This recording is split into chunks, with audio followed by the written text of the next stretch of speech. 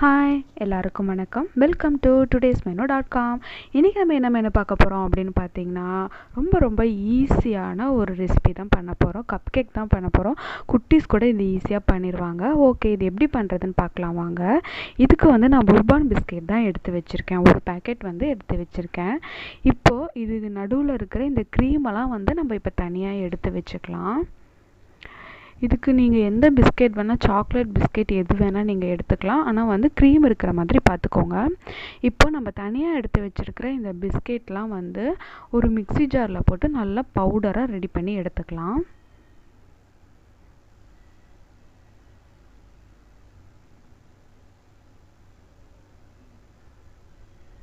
இப்போ நல்லா பவுடர் பண்ணியாச்சு. பவுடர் ரெடி ஆயிடுச்சு.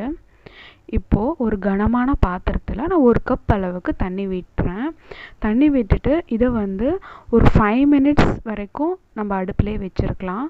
ப்ரீ ஹீட் பண்ண போகிறோம். அதுக்கப்புறம் ஒரு செராமிக் கப் 2 நான் எடுத்திருக்கேன். அதில் நம்ம பவுடர் பண்ணி வச்சோம் இல்லையா அந்த பிஸ்கெட்டு, அந்த தூள் இதில் ஆட் பண்ணுறேன் நான். ஆட் பண்ணிவிட்டு அதில் காய்ச்சின பால் ஒரு 3 ஸ்பூன், ஒரு கப்புக்கு ஒரு 3 ஸ்பூன் அளவுக்கு இதில் ஆட் பண்ணிக்கலாம். ஆட் பண்ணிவிட்டு லைட்டாக மிக்ஸ் பண்ணலாம். ரொம்ப மிக்ஸ் பண்ணால் கொல கொலன்னு ஆயிரும். அதனால் லைட்டாக நம்ம மிக்ஸ் பண்ணிக்கலாம். மிக்ஸ் பண்ணிவிட்டு இப்போ நம்ம அந்த பிஸ்கெட்லேருந்து தனியாக க்ரீம் எடுத்து வச்சுருக்கோம் இல்லையா, அதை இப்போ இதில் போட்டுடலாம். எவ்வளோ க்ரீம் வேணுமோ அந்த அளவுக்கு நீங்கள் போட்டுக்கலாம்.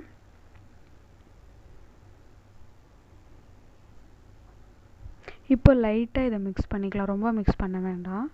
ரெண்டையும் லைட்டாக மிக்ஸ் பண்ணிக்கலாம். இப்போது மேலே கொஞ்சம் மறுபடியும் க்ரீம் ஆட் பண்ணிக்கலாம். அவ்வளோதான்.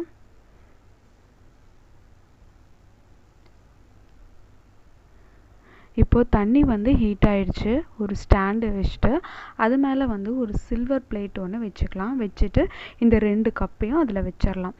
வச்சுட்டு ஒரு 15 மினிட்ஸ் இதை தட்டு போட்டு நம்ம மூடி வச்சிடலாம்.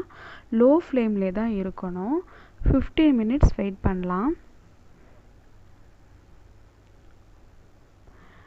15 மினிட்ஸ் போதும். இது ரெடி ஆயிரும், நம்மளோட கேக் ரெடி ஆயிரும். இப்போ பாருங்கள், 15 மினிட்ஸ் கழித்து ஒரு ஸ்டிக் விட்டு பாருங்கள் ஒட்டுதா அப்படின்னு சொல்லிட்டு. ஒட்டலை அப்படின்னா கேக் ரெடி ஆயிடுச்சு. ரொம்ப ஈஸி தான். குட்டீஸ் கூட ஈஸியாக பண்ணிடுவாங்க. கண்டிப்பாக ட்ரை பண்ணி பாருங்கள். சாப்பிட்றதுக்கு ரொம்ப டேஸ்ட்டாக இருக்கும். தேங்க்ஸ் ஃபார் வாட்சிங். பாய்.